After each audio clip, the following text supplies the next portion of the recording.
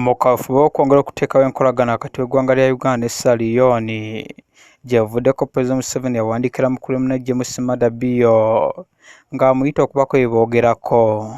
Ku makya ga leero Pulezidenti Julius Maada Bio atonye mu ggwanga n'ayanirizibwa omukulembeze w'eggwanga mu maka g'obwa pulezidenti ku bugennyi bw'agenda okumalako ennaku eziwera ddala ssatu.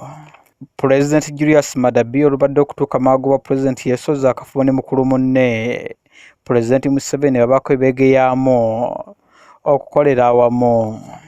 Olubadde okuva mu kafubo ke bakulunguddemu kumpi essaawa nnamba, minisita avunaanyizibwa ku nsonga z'ebweru w'eggwanga bateesa n'asoma ekiwandiiko omuli ensonga abakulu ze bakkiriziganyizaako. The two heads of state witnessed the conclusion of the following agreements and memorandum of understanding: general framework cooperation between the Republic of Uganda and the Republic of Sierra Leone, agreement on waiver of visa requirements for both holders of diplomatic and offshore passports. Mu kiwandiiko kino abakulu b'amawanga abiri bakkiriziganyiza nga bwakyaliwo obwetaavu bw'amawanga gano abiri okwongera okuteesaganya ku bizibu ebikyababo by'omutwe na ddala obuli bw'enguzi n'eby'enkulaakulana. The two heads of state directed their respective ministers to convene the first meeting of the Joint Permanent Commission as soon as possible with a view to taking stock of and advancing areas of cooperation between the two countries. Bw'abadde ayogerako eri bannamawulire Pulezidenti Yoweri Kaguta Museveni ategeezezza nga gavumenti yakuno bw'egenda okuteesagana ne Leone balabe butya bayinza okuteekayo enkulaakulana y'awamu nga bayita mu by'obusuubuzi, eby'obufuzi n'eby'okwerinda. I think in the delegation, the joint committees which are going to meet, you have to discuss how to link West Africa with East Africa, infrastructure-wise.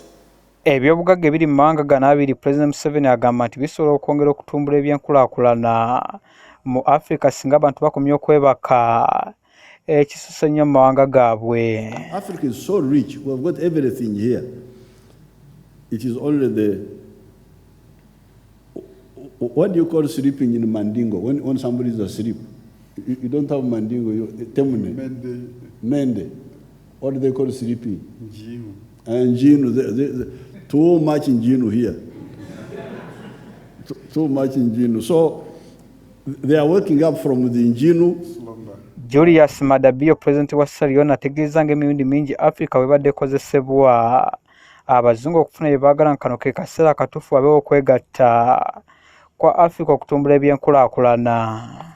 For so long, our continent has been used as the bread basket for other continents and people.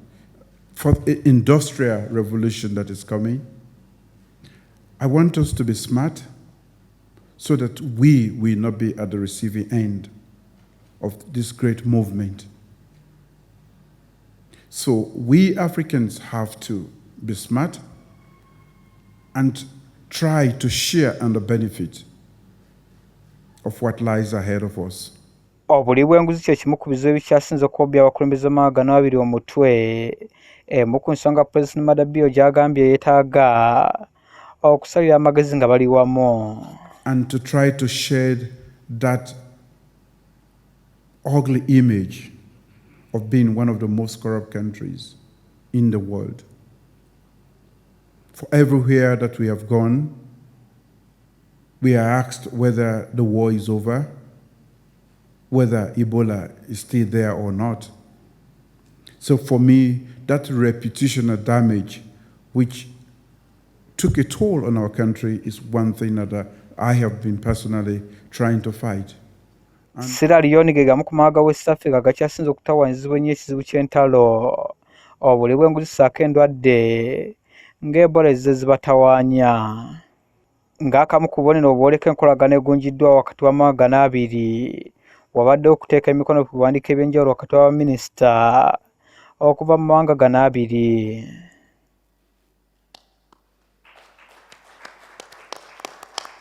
Joseph Muyingo, Delta TV, Masukulu.